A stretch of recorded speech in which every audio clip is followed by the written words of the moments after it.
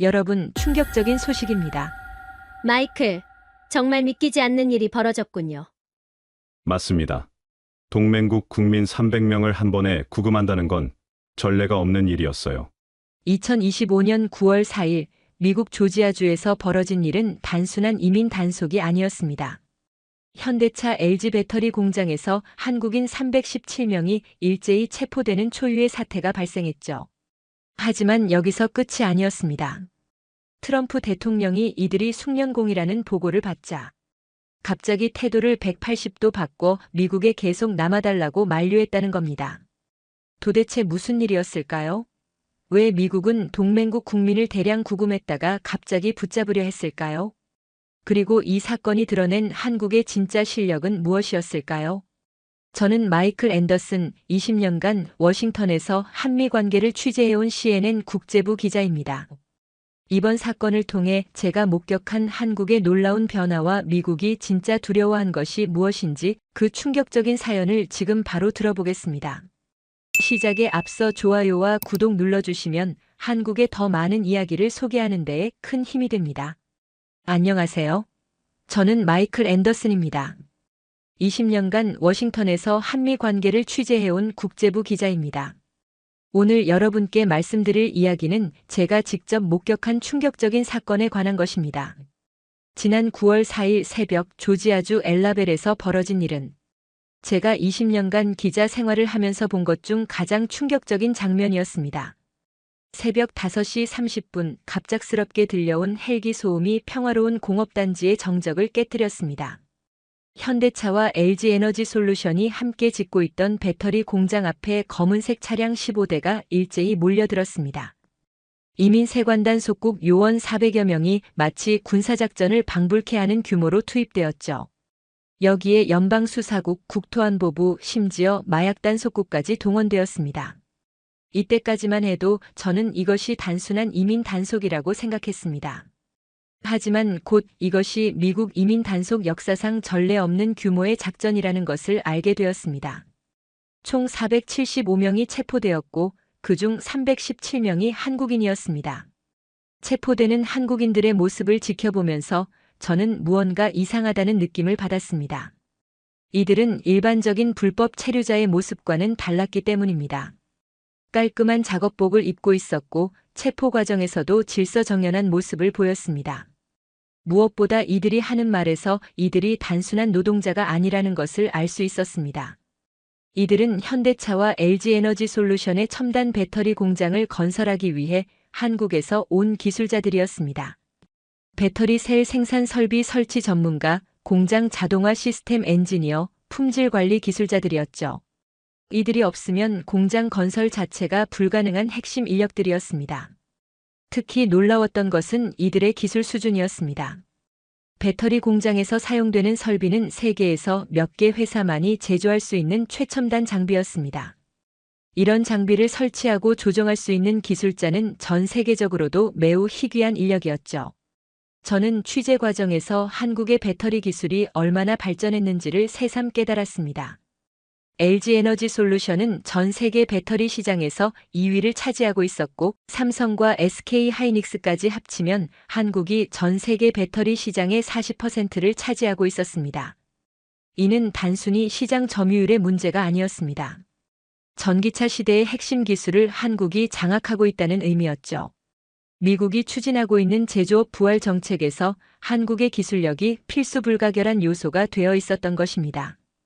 그런데 왜 미국은 이런 핵심 기술자들을 대량으로 체포한 것일까요? 표면적으로는 비자 위반이라고 했지만 저는 이 사건 뒤에 더 깊은 이유가 있다고 확신했습니다. 20년간 워싱턴을 취재하면서 배운 것이 있다면 정치에서 우연은 없다는 것이었기 때문입니다. 이 사건의 타이밍을 분석해보면 더욱 의도적이었음을 알 수 있습니다. 한국인 대량 체포가 일어난 9월 4일은 우연히 선택된 날이 아니었습니다. 바로 며칠 전까지 한미 양국 간에 여러 현안이 교착 상태에 빠져 있었기 때문입니다. 첫 번째는 방위비 분담금 협상이었습니다. 트럼프 행정부는 한국이 현재 내고 있는 연간 1조 3,500억 원의 방위비를 최소 6조 원까지 올려야 한다고 주장하고 있었습니다. 거의 4배에 달하는 금액이었죠. 한국 측은 이런 일방적 요구는 받아들일 수 없다는 입장을 고수하고 있었습니다. 두 번째는 사용 후 핵연료 재처리 권한 문제였습니다. 이는 더욱 민감한 사안이었습니다. 일본은 1988년부터 포괄적 사전 동의를 받아 핵연료 재처리를 할 수 있었는데 한국만 40년 넘게 개별 승인을 받아야 하는 차별적 대우를 받고 있었습니다. 한국의 원전 24기가 만들어내는 사용 후 핵연료는 연간 약 700톤이었고 임시저장 시설 포화율이 이미 85%를 넘어선 상황이었습니다. 세 번째는 주한미군 기지 관련 문제였습니다. 트럼프 대통령은 주한미군 기지를 미군이 임대해서 쓰고 있는데 이를 소유하고 싶다는 발언을 했고 동해안 지역에 추가 기지가 필요하다며 부산 인근 해군 기지 공동 사용을 검토해달라고 요구했습니다. 이 모든 현안들이 교착 상태에 빠진 바로 그 시점에 조지아 사건이 터진 것입니다. 저는 이것이 우연의 일치라고 보기 어렵다고 판단했습니다. 더욱 놀라운 것은 미국이 한국을 이토록 압박하는 이유였습니다. 표면적으로는 비용 부담과 안보 현안 때문이라고 했지만 저는 취재 과정에서 더 근본적인 이유가 있다는 것을 알게 되었습니다. 한국의 군사기술 발전이 미국에게는 예상보다 훨씬 큰 충격이었던 것입니다. 2021년 9월 한국이 잠수함 발사 탄도미사일 발사에 성공했을 때 워싱턴이 받은 충격은 상당했습니다. 전 세계에서 7번째로 이런 미사일을 보유한 나라가 되었는데 앞에 6개 나라는 모두 핵보유국이었기 때문입니다. 현무 4호는 사거리 800km 이상으로 북한 전역을 커버할 수 있었고 현무 5호는 사거리 3000km 이상으로 중국 동북부까지 타격 가능했습니다. 제압식 탄두로도 핵폭탄급 파괴력을 발휘할 수 있어서 핵 없는 핵폭탄이라고 불렸습니다. 한국의 로켓 기술도 눈부신 발전을 보였습니다. 누리호 발사 성공과 달 탐사선 다누리 발사는 한국이 언제든지 대륙간 탄도미사일을 만들 수 있는 기술력을 갖추었음을 보여주었습니다. 로켓 기술과 미사일 기술은 사실상 같은 것이었기 때문입니다. 더욱 중요한 것은 한국의 원전 기술이었습니다. 한국은 우라늄 농축부터 사용 후 핵연료 처리까지 모든 기술을 보유하고 있었습니다. 현재 기술로는 6개월이면 핵무기 제조가 가능하다는 것이 전문가들의 평가였습니다. 일본도 비슷한 기술을 가지고 있었지만 한국과는 달랐습니다. 일본은 미국의 통제하에 있었지만 한국은 독자적으로 판단할 수 있었기 때문입니다. 실제로 한국은 2017년 전술핵 재배치를 거부하고 독자적 억제력 구축을 선택했습니다. 이런 배경을 이해하고 나니 조지아 사건의 규모가 왜 그렇게 컸는지 알 수 있었습니다. 475명을 한 번에 체포한 것은 단순한 이민 단속이 아니라 정치적 메시지였던 것입니다. 이민 세관단 속국 역사상 단일 장소에서 벌어진 최대 규모의 작전이라고 스티븐 슈랭크 특별수사관이 자랑스럽게 발표했을 때 저는 이것이 한국을 향한 강력한 경고라는 것을 깨달았습니다. 400여 명의 단속 요원이 투입된 것도 이례적이었습니다. 보통 이런 규모의 작전은 테러 조직 소탕이나 대규모 범죄 조직 단속에나 사용되는 수준이었기 때문입니다. 동맹국 기업의 직원들을 상대로 이런 작전을 펼친다는 것은 상상할 수 없는 일이었습니다. 더욱 놀라운 것은 체포 과정이었습니다. 새벽 시간에 갑작스럽게 들이닥쳐서 영문도 모르는 사람들을 수갑으로 묶어 끌고 간 것입니다. 이들 중 상당수는 합법적인 주재원 비자 소지자들이었는데도 말입니다. 조지아주 포크스턴 구금시설로 끌려간 한국인들은 열악한 환경에서 일주일을 보내야 했습니다. 이 시설은 미국에서도 악명 높은 곳으로 알려져 있었습니다. 동맹국 국민을 이런 곳에 구금한다는 것은 외교적 결례를 넘어서는 수준이었습니다. 하지만 미국의 계산에는 오류가 있었습니다. 한국이 예전과 다르다는 것을 제대로 파악하지 못했던 것입니다. 과거 같으면 한국은 고개를 숙이고 미국의 요구를 수용했을 것입니다. 하지만 이번에는 완전히 달랐습니다. 한국 정부의 반응은 즉각적이고 단호했습니다. 조현 외교부 장관이 직접 워싱턴으로 향했고 우리 국민의 안전을 위해 필요한 모든 조치를 하겠다고 발표했습니다. 이는 외교적 수사가 아니라 실질적인 행동으로 이어졌습니다. 더욱 놀라운 것은 한국 기업들의 반응이었습니다. 삼성전자는 텍사스 반도체 공장 장비 투입을 보류했고 SK 하이닉스는 인디애나 메모리 공장 건설을 일시 중단했습니다. 현대차는 조지아 2차 투자 계획을 전면 재검토한다고 발표했습니다. 이런 반응은 미국이 전혀 예상하지 못한 것이었습니다. 과거 한국은 미국의 압박에 더 많은 투자를 약속하며 달래려 했는데 이번에는 정반대로 투자를 중단해버린 것입니다. 한국 기업들이 가진 힘이 얼마나 큰지를 미국이 뒤늦게 깨달았을 때는 이미 상황이 걷잡을 수 없이 커진 후였습니다. 조지아주만이 아니라 미국 전체의 제조업 부활 계획이 흔들리기 시작했기 때문입니다. 한국 정부의 대응은 과거와는 완전히 달랐습니다. 조현 외교부 장관이 워싱턴에 도착하자마자 보인 태도부터가 그랬습니다. 사과나 해명부터 하는 것이 아니라 강력한 항의와 명확한 요구를 했습니다. 첫 번째 요구는 구금된 한국인들을 석방할 때 수갑을 채우지 말라는 것이었습니다.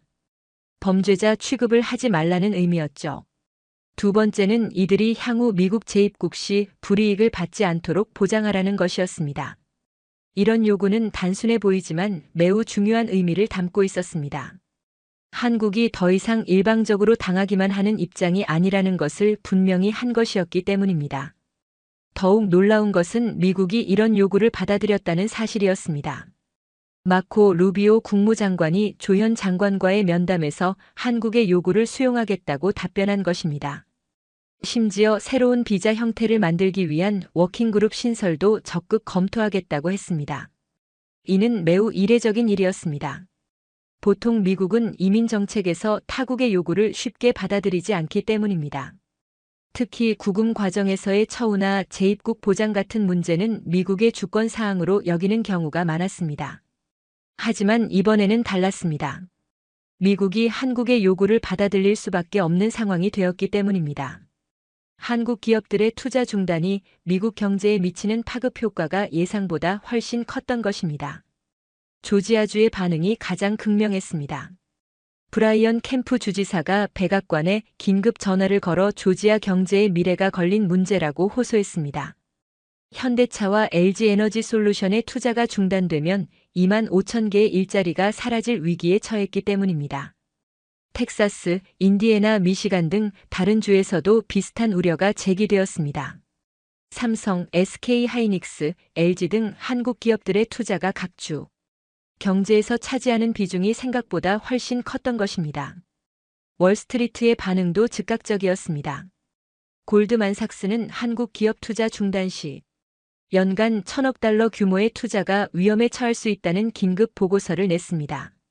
모건 스탠리는 한국 없는 미국 제조업 부활은 불가능하다고 평가했습니다.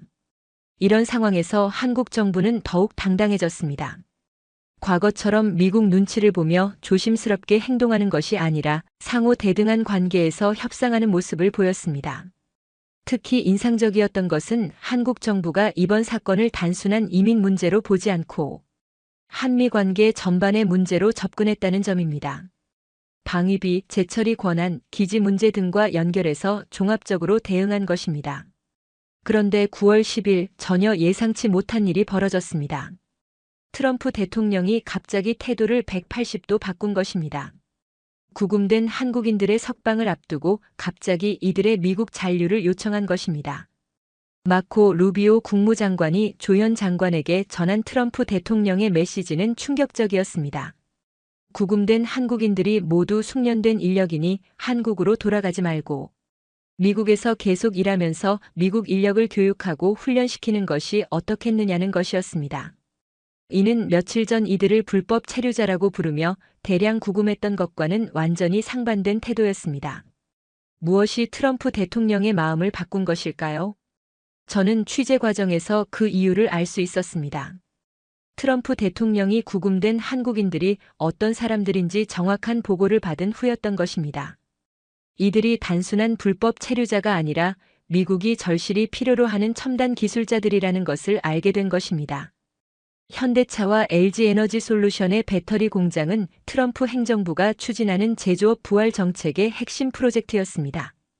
바이든 행정부 때 시작된 프로젝트였지만 트럼프 행정부도 이를 계속 추진하고 있었기 때문입니다. 특히 배터리 기술은 미래 자동차 산업의 핵심이었습니다. 중국에 뒤처지지 않기 위해서는 한국의 기술이 절대적으로 필요했습니다. 전 세계 배터리 시장에서 중국이 60%, 한국이 30%를 차지하고 있는 상황에서 한국을 적으로 돌릴 수는 없었던 것입니다. 더욱 중요한 것은 이런 기술자들을 대체할 인력이 미국에 없다는 사실이었습니다. 배터리 셀 생산 설비는 매우 복잡하고 정밀한 장비였고 이를 다룰 수 있는 기술자는 전 세계적으로도 매우 희귀했습니다. 특히 LG 에너지 솔루션의 설비는 자사 고유 기술이라서 한국 기술자가 아니면 설치나 운영이 불가능했습니다. 트럼프 대통령은 또한 구금 과정에서도 특별 지시를 내렸습니다. 한국인들을 공항으로 호송할 때 수갑 등 신체적 속박을 하지 말라는 것이었습니다. 이는 미국의 엄격한 호송 규정을 고려할 때 매우 이례적인 조치였습니다. 이런 변화는 트럼프 대통령이 한국의 실력을 뒤늦게 인정했다는 의미였습니다. 압박을 통해 한국을 굴복시키려던 계획이 오히려 역효과를 낳았다는 것을 깨달은 것입니다. 하지만 조현 외교부 장관의 대응은 더욱 인상적이었습니다. 트럼프 대통령의 제안에 대해 우리 국민들이 갑작스러운 체포와 구금 생활로 심신이 지쳐 있다며 일단 한국으로 돌아갔다가 다시 오는 것이 좋겠다고 답변한 것입니다. 이는 매우 품격 있는 대응이었습니다. 상대방의 체면을 세워주면서도 한국의 입장을 분명히 한 것입니다. 굴복하지도 않고 적대하지도 않은 성숙한 외교였습니다. 이번 사건을 통해 세계가 한국의 기술력을 새롭게 인식하게 되었습니다. 특히 미국이 한국을 보는 시선이 완전히 바뀌었습니다. 먼저 방산 분야에서 한국의 약진이 놀라웠습니다. 2022년 폴란드가 한국의 K9 자주포 1000대를 주문한 것은 서방 무기 역사상 최대 규모였습니다. 계약 규모만 120억 달러, 약 16조 원이었습니다. K9 썬더는 세계에서 가장 빠른 자주포였습니다. 분당 6발 사격, 사거리 40km, 자동 장전 시스템을 갖춘 최첨단 무기였습니다. 독일이나 미국 자주포보다 성능은 우수하면서 가격은 절반 수준이었습니다. 더욱 놀라운 것은 실전 경험을 바탕으로 만든 무기라는 점이었습니다. 휴전선에서 70년간 대치하며 쌓은 노하우가 고스란히 담겨 있었습니다. 우크라이나 전쟁에서 실전 성능이 입증되면서 전 세계 주문이 쏟아졌습니다. 항공 분야에서도 한국의 성과는 눈부셨습니다. KF-21 보라매는 한국이 독자 개발한 4.5세대 전투기였습니다. 처음에는 서방 언론들이 비웃었지만 2022년 첫 비행에 성공하면서 인식이 바뀌었습니다. 보통 전투기 개발에는 20년이 걸리는데 KF-21은 10년 만에 해냈습니다. 엔진만 미국산이고 나머지는 모두 한국 기술이었습니다. F-16보다 성능이 우수하면서 가격은 훨씬 저렴했습니다. 조선업에서는 한국이 이미 세계 1위였습니다. 수주량 기준으로 50% 이상을 차지했습니다. 특히 군함 건조 능력은 독보적이었습니다. 세종대왕급 이지스함은 미국 알레이버크급과 동등한 성능이면서 건조 속도는 2배 빨랐습니다. 원전 기술은 더욱 놀라웠습니다. APR-1400은 한국이 독자 개발한 원전으로 아랍에미리트 바라카 원전에서 세계 최고 안전성을 입증했습니다. 소형 모듈 원자로 기술에서도 세계를 선도하고 있었습니다. 반도체 분야에서 한국의 위치는 더욱 확고했습니다. 삼성과 SK 하이닉스가 메모리 반도체 시장의 70%를 차지했습니다. 특히 AI 반도체의 핵심 부품인 고대 역폭 메모리에서는 SK 하이닉스가 60% 점유율을 기록했습니다. 이런 기술력은 하루아침에 만들어진 것이 아니었습니다. 수십 년간 축적된 기술과 경험, 그리고 끊임없는 연구개발 투자의 결과였습니다. 한국의 연구개발 투자율은 국내 총생산 대비 4.9%로 세계 1위였습니다. 더욱 중요한 것은 이런 기술들이 서로 연결되어 있다는 점이었습니다. 반도체 기술이 자동차에 들어가고 배터리 기술이 에너지 저장 장치가 되고 조선 기술이 해상 풍력에 활용되는 시기였습니다. 미국이 한국을 새롭게 바라보게 된 이유가 바로 여기에 있었습니다. 한국이 더 이상 기술을 수입하는 나라가 아니라 기술을 수출하는 나라가 되었다는 것입니다. 구금 사태가 진행되는 동안에도 세계 각국의 한국에 대한 러브콜은 계속되었습니다. 이는 한국의 국제적 위상이 얼마나 높아졌는지를 보여주는 상징적 사건이었습니다. 경제협력개발기구 원자력기구가 한국을 2025년 국제회의 공동주최국으로 선정한 것은 매우 의미 있는 일이었습니다. 세계 32개국 에너지 장관이 참석하는 최고 권위의 회의였고 미국, 프랑스, 영국, 일본이 70년간 주도해온 무대였습니다. 한국이 선정된 이유는 명확했습니다. APR 1400 원전 기술로 아랍에미리트에서 세계 최고 안전성을 입증했고 소형 모듈 원자로 기술에서 세계를 선도하고 있었으며 핵연료 주기 기술에서 완전 자립이 가능한 몇 안 되는 나라 중 하나였기 때문입니다. 회의 의제도 모두 한국이 제안한 것들이었습니다. 2030년 글로벌 탄소 중립과 원전의 역할, 아시아 유럽 에너지 안보 협력, 차세대 원전 기술 표준화 등이었습니다. 한국이 세계 에너지 미래를 설계하고 있었던 것입니다.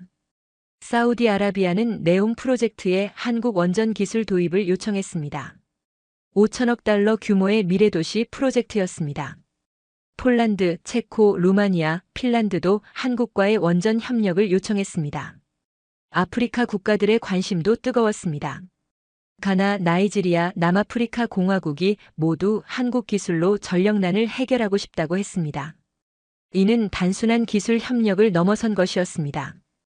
각국이 관심을 보인 것은 한국의 기술력만이 아니었습니다. 한국 모델을 배우고 싶어 했습니다. 어떻게 작은 나라가 강대국 압박에 굴복하지 않을 수 있는지, 어떻게 독자적 기술력으로 발언권을 확보할 수 있는지 말입니다. 싱가포르 외교부 관계자는 한국이 중견국들의 롤모델이 되고 있다고 평가했습니다. 영국과 독일에서도 한국의 대응 방식을 높이 평가하는 목소리가 나왔습니다. 국제 신용평가 기관들도 한국을 재평가했습니다.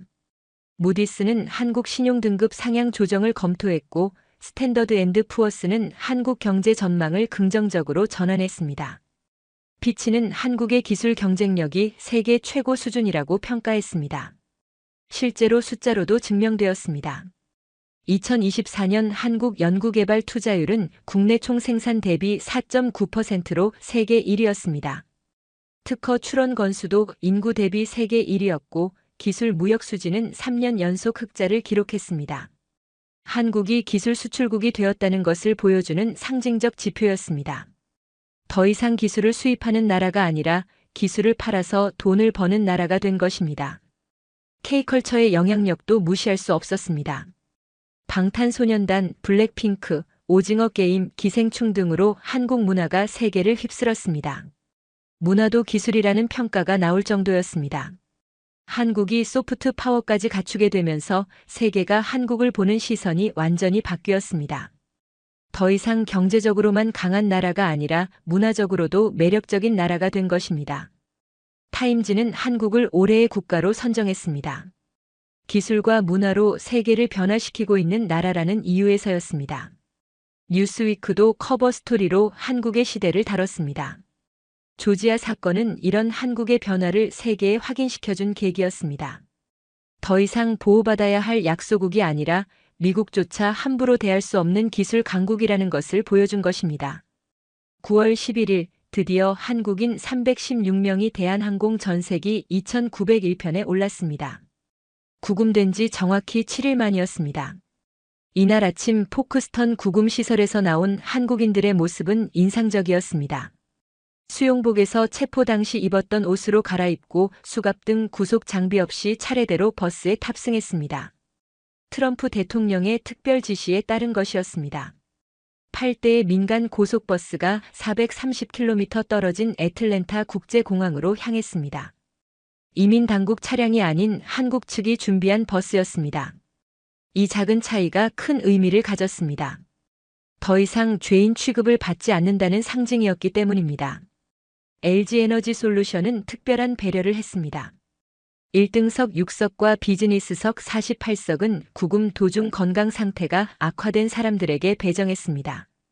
희망자 전원에게는 운전기사가 포함된 차량을 개별 제공해 귀가를 도왔습니다. 외국인 근로자 14명에게도 숙소와 자국 복귀를 위한 항공권을 전액 지원했습니다. 중국인 10명, 일본인 3명, 인도네시아인 1명이었습니다. 이들도 같은 공장에서 일하다가 함께 체포된 사람들이었습니다. 조현 외교부 장관은 워싱턴에서 마지막 브리핑을 했습니다. 이분들이 다시 미국에 와서 일하는데 아무런 문제가 없도록 미국 측으로부터 확약받았다고 발표했습니다.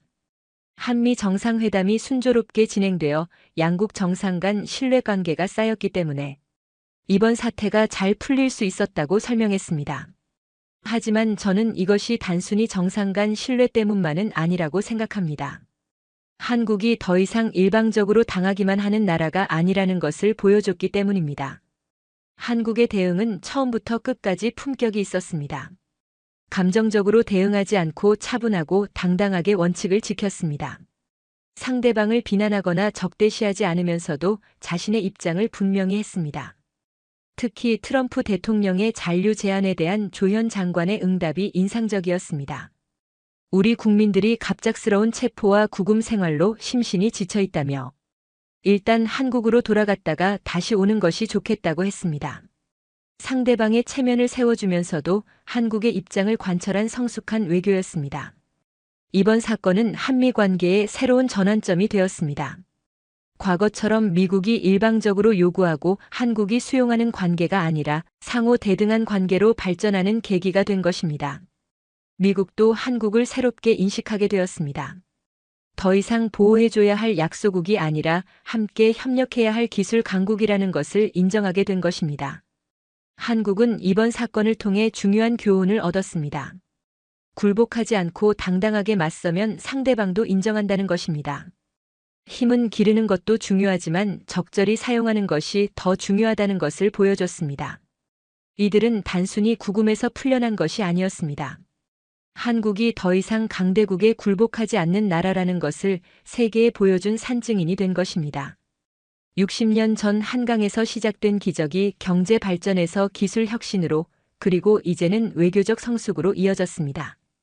조지아에서 일어난 일은 한국의 새로운 시대를 알리는 신호탄이었습니다. 더 이상 누구에게도 굽히지 않는 나라, 세계가 인정하고 따라가려는 나라, 당당하게 미래를 설계하는 나라. 그것이 바로 오늘날 대한민국의 진짜 모습입니다. 감동 스팟이 전해드린 오늘 사연은 여기까지입니다. 사연의 주인공에게 응원의 댓글을 남겨주세요. 사연이 마음에 드셨다면 좋아요와 구독 부탁드립니다. 시청해주셔서 감사합니다.